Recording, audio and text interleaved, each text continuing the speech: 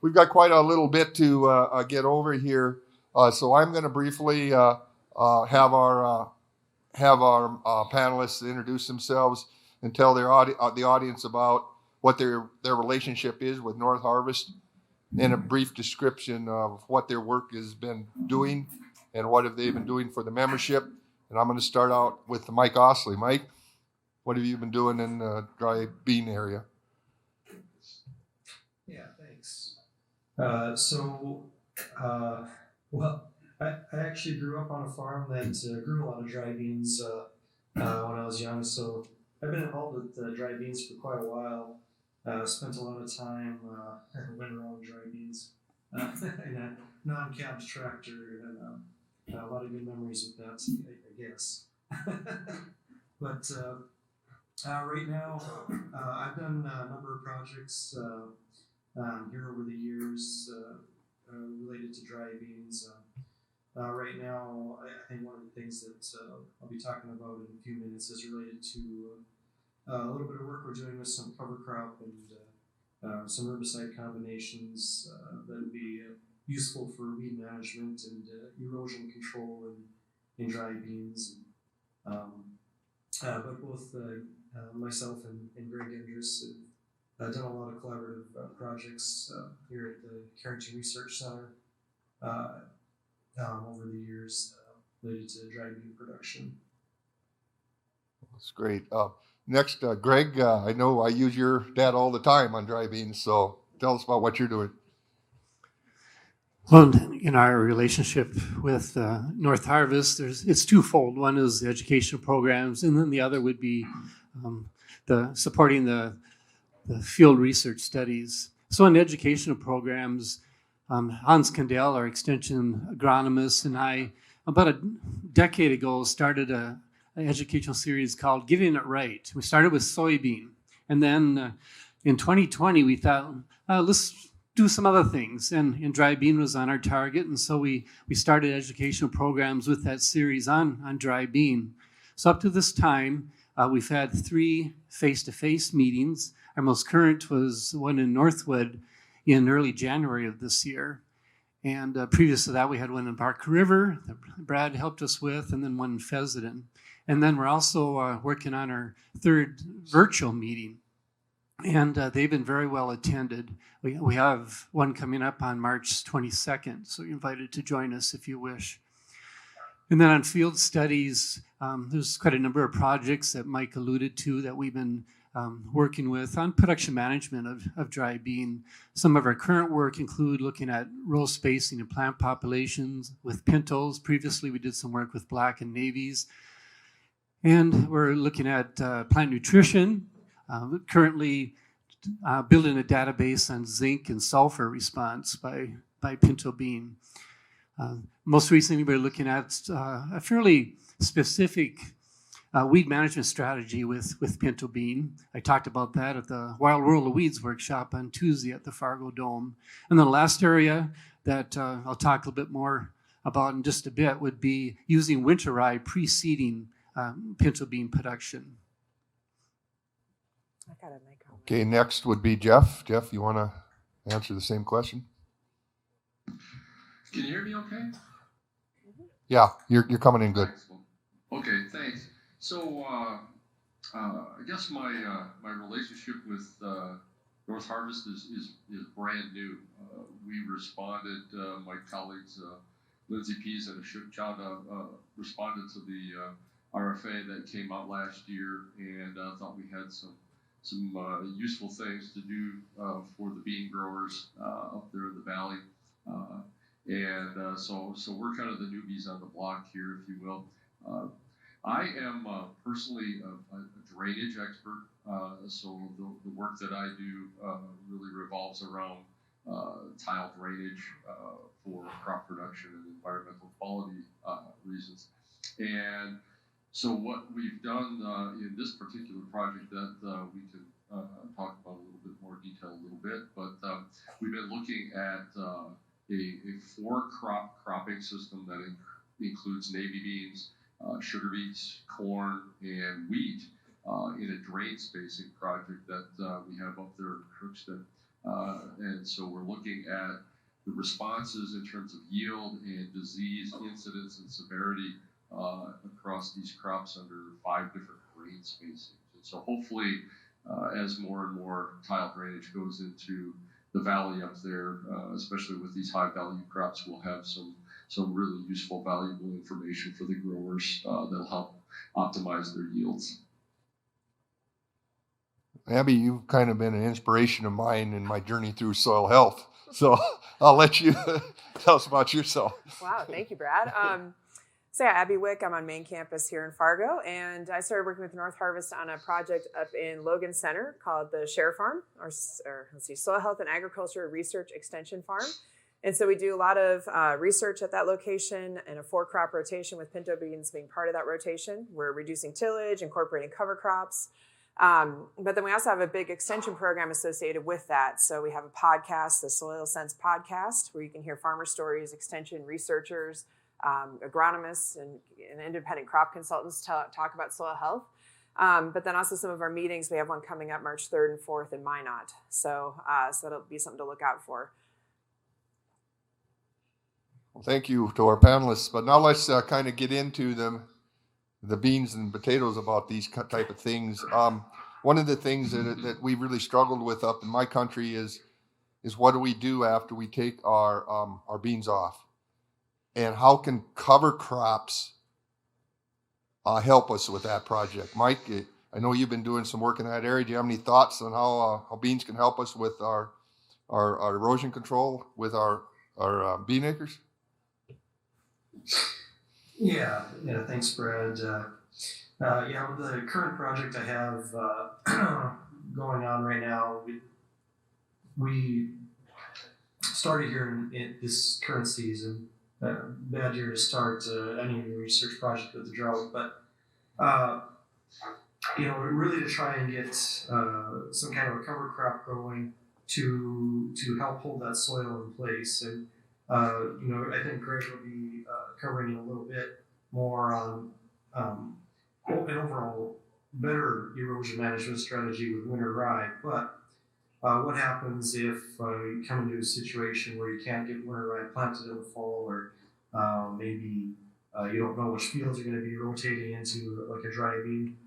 So we're kind of exploring what we might be able to do with a spring planted cover crop. May not work every spring, but if you have a nice long planting window, if you can go in and sometime in April get a cover crop planted, and then maybe look at how and when to terminate that cover crop in relation to the dry beans. So essentially, can you go in and plant green, if you will, even though the cover crop won't be very big at that point. Plant green, and then terminate the cover crop after planting, or maybe even after emergence, in order to kind of keep that cover crop both holding the soil in the spring, and then maybe there'd be something there later in the fall too, after harvest to help hold things in place, especially if you're going down the direct harvest path versus knifing. And so, the question is really about, can we do this without risking dry bean yields? And then can we still keep our pre-emerge herbicide program in place in order to keep the weeds in check along the way as well? And maybe the cover crops may even provide more benefit to our weed management program. So this past year we were testing oats, barley, and then a spring planting of winter rye to kind of see what kind of works best in that system. And I'll tell you, unfortunately, we weren't able to harvest the dry beans because there just weren't really any dry beans to harvest, again, due to the droughts in that particular field we were in. But we were at least able to get the crop over the ground and the cover crops over the ground. And so far, barley looks like the best of the three options in the fact that it played well with the majority of the pre-emerge herbicides that we tested, and actually looked like it, in fact, enhanced green foxtail control compared to having no cover crops. So barley, plus your pre-emerge program was providing better green foxtail control.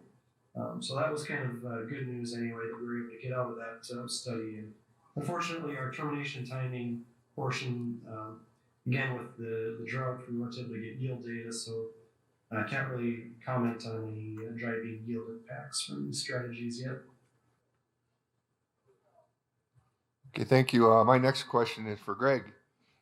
You provided a winter pre-plant cover crop in your 2021 pinto bean study. What did you see as an impact on using winter rye? Okay, this year we completed actually a 5-year study with that basic concept, using rye before establishing and producing pinto bean. And the main reason for this, for the work, is that, well, personally, I hate soil erosion. And I imagine most everyone here feels the same. If there's someone that's not, and they say that, I'll probably fall off my chair. So that was a motivator for me, amongst other things. So in this study, we were looking at when's the best time to terminate rye. We want to keep it going as long as we can in order to realize all the benefits, including reducing soil erosion, weed suppression, maybe soil moisture management, etc. But we don't want to keep the rye going too long and then compromise the dry bean production. So our 3 basic questions were, number 1, will this system work for us and yet maintain bean yield? Number 2 is, when's the best time to terminate the rye in relationship to when the beans are planted? And then number 3 is there really weed control achieved with winter rye? So question number 1, Brad said he doesn't want yes and no questions, but the number 1 is yes, it will work as long as management is there if the rye is terminated well. Question number 2 is, when is the best time to terminate the rye?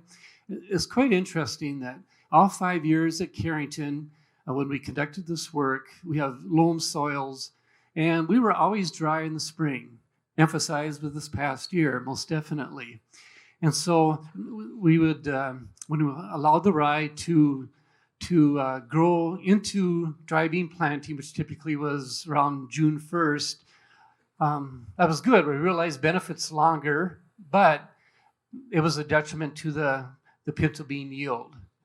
Because of the dryness, the topsoil dried out, and we had much more difficulty in effectively establishing the pinto bean if we let the rye grow up to planting time or beyond of the dry bean.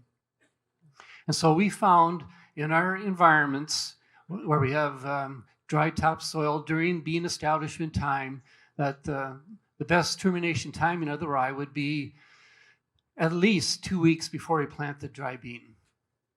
And many people have heard planting green. That works well in many areas where there's more moisture. It has not worked well for us. And then the last question, will weeds actually be suppressed with rye, especially if you let the rye go as long as possible? And the answer is yes. We actually have seen equivalent, at least suppression of weeds such as foxtail when we allow the rye to grow until planting time. And really the equivalent of using a pre-emergence herbicides. But do we just use that? Do we just use rye and forget the pre-emergence herbicides? Definitely not. We want to include that as a tool, but use pre-emergence herbicides as well as rye, and that'll definitely give us another tool in the toolbox for weed management in dry bean, where we need all the help we can get. That's really exciting stuff, because we're seeing a lot of our traditional herbicides starting to weaken on us. My next question is for Jeff. Last year was the exception, but nearly 1/3 of all Northarvest growers surveyed in 2019 and 2020 reported acres with water damage in their beans. We should be so lucky. But do you see drainage as being an economic worthwhile investment for bean growers? And what potential reduction in disease potential savings are there in putting some drainage on some of these bean acres? Yeah, thanks. That's an excellent question, Brian. Hopefully you're hearing me okay. So we've looked at some of our data that we collected, and of course, as Mike kind of alluded to, trying to start trials when you have a drought year and you're trying to establish cover crops or even do drainage work, and you don't have water there to kind of provide some of the treatment aspects that you want, makes it kind of difficult. So when we looked at our data, of course, we were mainly looking at the drainage aspect separately, and then looking at the seed treatments for the beans. And when we looked at this, we had 5 different drainage spacings out there, and it definitely looks like the drain spacing made a big difference in terms of yields. We were anywhere from over 20 bushels to the acre down to about 12 bushels to the acre.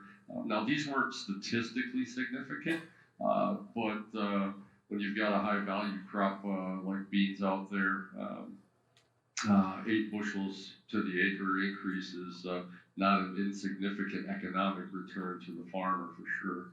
And we know that more and more drainage is going in up in the valley, and so trying to be able to use the data that we've collected to be able to help guide growers in terms of picking the right spacings is really important. And based on that first year's data, again, being under drought conditions, it looked like around that 40-foot spacing was kind of the golden spacing, if you will, where we were optimizing yields in every one of the seed treatments. The other thing was, related to those seed treatments, I looked back at some of the precipitation data, and we were 50 to 90% below the long-term averages for precip for April through July up there this year. And of course, we were trying to really look at root diseases that were going to be exacerbated, if you will, by some wetter conditions. And so during that real prime growing period, we had obviously very, very dry conditions. And so thus, we really didn't see a lot in the way of effects from the seed treatments. So the untreated was basically the same as the seed treatment, which was very, very similar, again, to the in-furrow treatments. So at least from a drainage aspect, we saw some really positive results come out of the trial. Hopefully we're able to continue doing this for another couple of years, and we get some more normal conditions up there, and can really kind of take a look at the interactions between that drainage and the seed treatment effects out there. Well, next question is for Abby. You have so much going on, and Share Farm has mentioned quite a bit around the state. Can you give us some 2021 highlights for our farmers? Whew, I got a lot of highlights. So, I think one of the things that we're seeing, so pinto beans were in our rotation a couple years ago. They were the first crop on the site that we were working with. One of the things that we noticed is that the yield was not different between a full tillage situation and no-till with cover crops. There was no yield difference. And so I think that's important to note, but I also think when you're looking at these systems, yield is only part of the story, right? The other part of the story is the erosion that you might experience by not having residue on the surface, or some of the weed pressures that you can get by not having something in there to also compete with the weeds. And so it's very reassuring to see similar yields, but I think the real benefits are in the reduction of erosion, and then also the building of the soil, the trafficability that you get. So when you have a reduced till situation, you're building what's called soil aggregates. And that's where roots wrap around the soil particles, and they form basically aggregates that are kind of like Legos in the soil. So when you drive across it with your equipment, you get better trafficability if it is wet at harvest or if it is wet at planting. And so those are some of the real benefits that we can see that are so difficult to quantify, but they're things that farmers are noticing who are adopting these practices. The one thing I want to say too about Greg's study, I went out and saw your plots at Carrington, and it was really impressive, the weed control that you did see. But like Greg is saying, you can't just plant a cover crop and forget it. There's this management aspect to it. And whether you're following some kind of recipe or best yet going out with a shovel and looking at the moisture conditions in that soil to make sure that you terminate the rye when it's suitable for planting. You don't want it to use excess water. So there are other ways too that you have to go with your gut instinct on things to make these practices work. So I think that's kind of what we're learning out at the Share Farm. The soils are improving. We've had some really good luck with interseeding corn out there. using farmer-built equipment that actually put the cover crop seed in the ground between the corn rows. We planted soybean into a living rye. That worked really well. We're seeing moisture later in the season under residue in no-till situations. That's good for crop production, especially in a drought. So seeing a lot of positive things, but always managing that system to make sure we don't just, put a practice out there and kind of let her buck. So we're managing it pretty efficiently. Yeah, it's amazing what you learn when you're knee deep into something, and sometimes what you learn is maybe what you hadn't planned on learning. So that's kind of a story for me. We're gonna go back. We're gonna go back through this again, and I'm gonna start with Mike. What is your biggest challenge at this time? So, I think when it comes to dry beans in this coming year, I think that one thing that might take a lot of people by surprise is I'm kind of worried about horseweed again. 2 years ago, we saw glyphosate-resistant horseweed really moving very quickly across the state. With the dry 2020, that really didn't take off as much as we feared last year. Now, with our 2021 fall being a little bit more moisture again, really we saw some very, very good emergence of our winter annual cover crops and cereal and grain crops. That also very likely means that we've also had a pretty good flush of horseweed coming in. And now managing horseweed in dry beans in crop is going to be very, very challenging. And so that's something that's very likely going to be coming out of the ground early in the season, especially if you're in a reduced till situation. That's something that is going to be very tempting to go in and try to manage with tillage. So I think that's one thing to really scout for this coming year, especially the further west you are. It's very likely that, along with the culture explosion we saw last year, is very likely to continue into this coming year as well for some of these same reasons, with improved moisture. So I would definitely be on the lookout early, both before planting and right after bean emergence, to keep an eye out for some of these herbicide-resistant weeds, because it's one of these, we don't have a lot of tools to begin with in dry beans for managing some of these weeds, and so if we're not on top of it right away this year, it could be a pretty messy situation come fall. Just to follow up, Mike, have you seen any narrowleaf hawksbeard problems? We hand rogued a bunch of fields last summer for narrowleaf hawksbeard beans.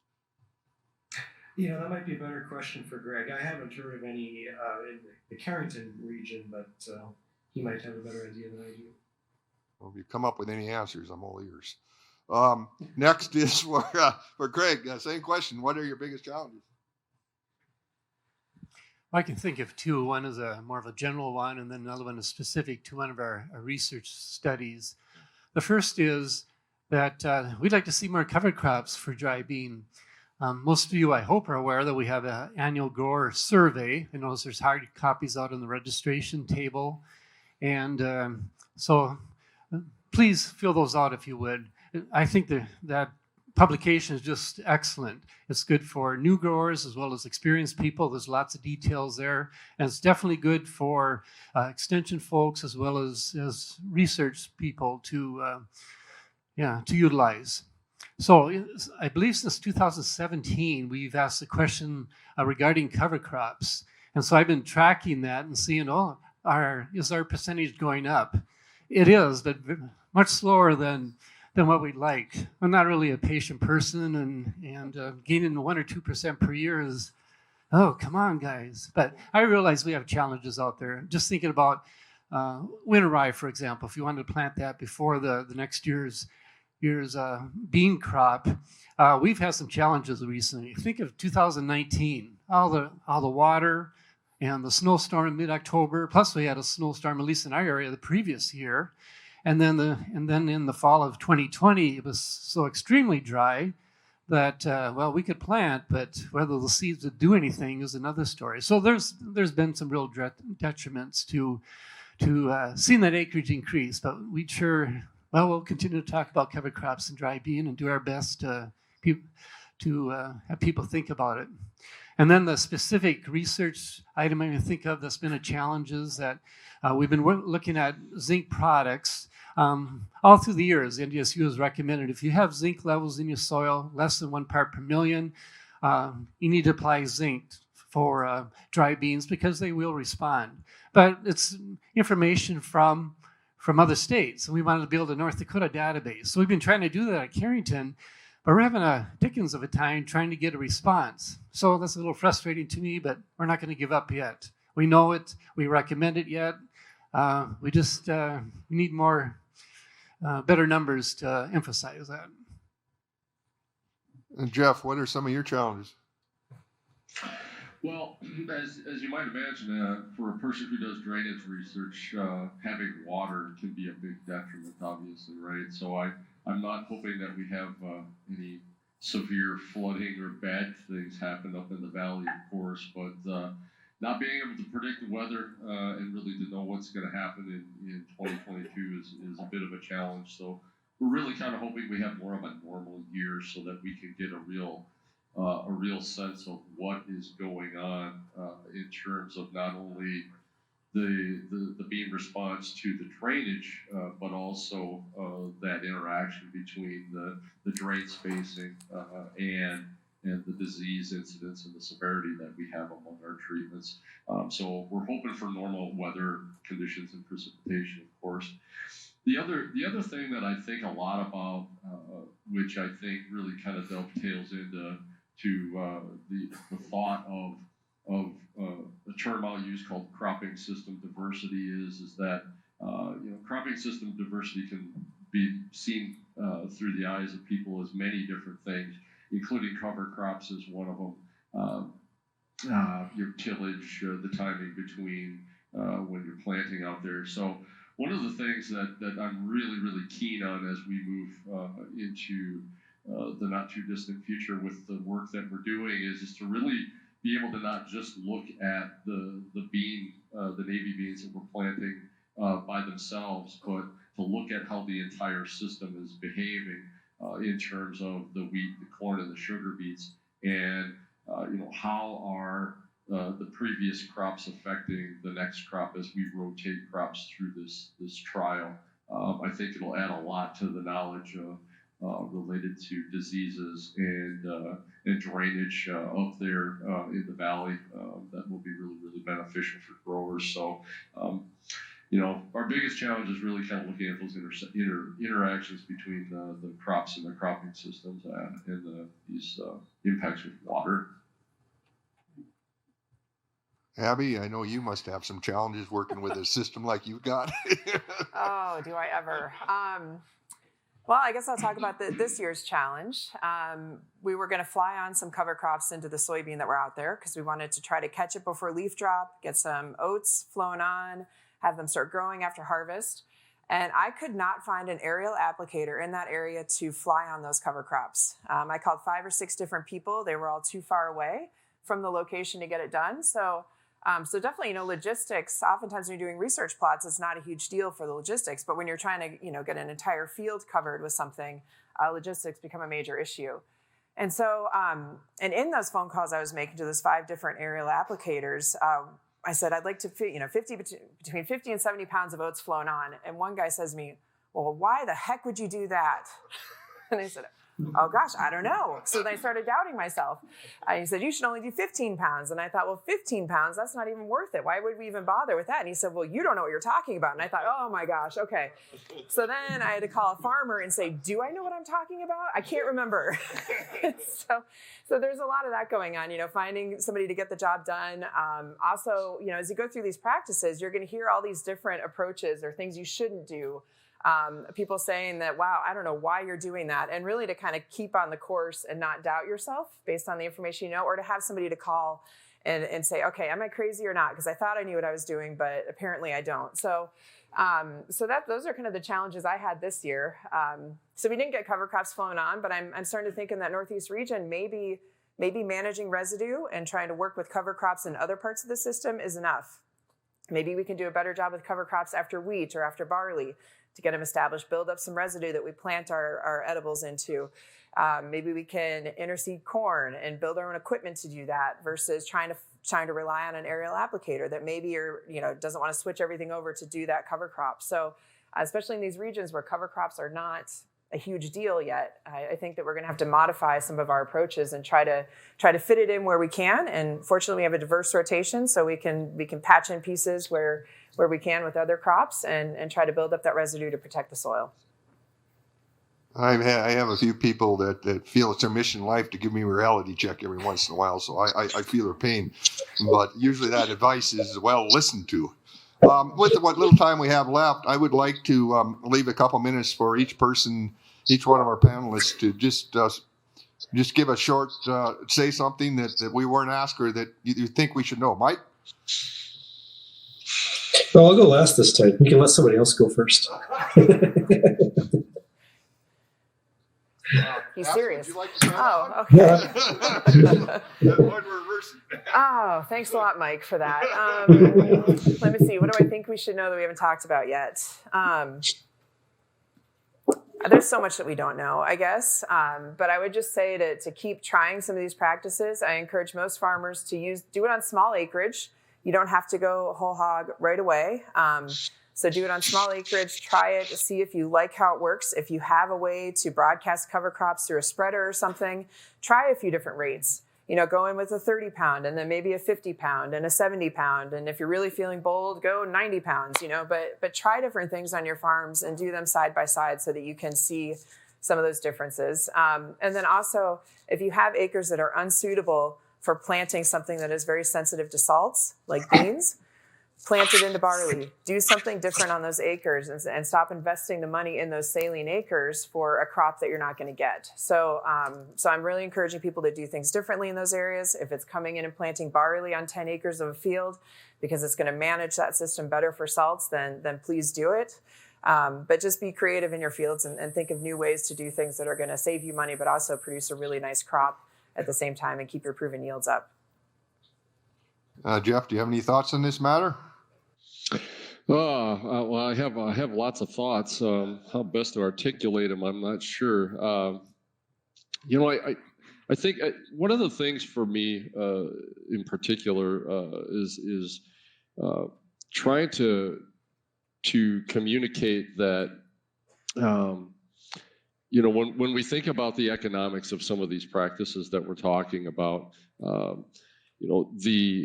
sometimes, especially when we start looking at some of the science that we do, sometimes things maybe as we try to push the pencil and make statistics kind of what we base our recommendations on isn't always the most logical thing that we should do, especially when we see that, well, something may not be statistically significant, but it may make a whole lot of sense to do in terms of protecting for erosion or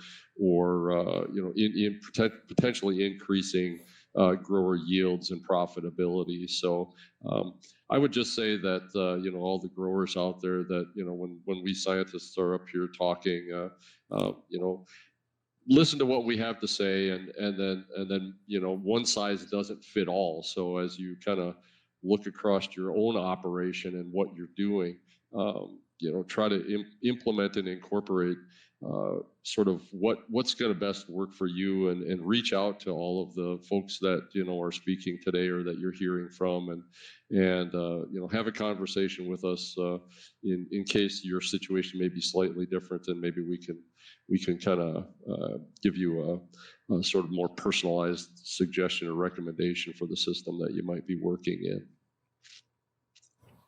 Greg? We haven't talked about strip till yet this morning, and I'd like to make a few comments regarding that. As I think back on the history of strip till in North Dakota, I think of the first decade in the 2000s, probably in 2004, 2005. There was for some reason, the interest blossomed, and especially in the southeast part of the state. I remember going to tours and lots of people there and asking questions. And so there are a lot of farmers that were exploring that. There were quite a few, at least interested. And then NDSU did research work both on campus and at Carrington we did some work as well with a number of crops, including dry bean.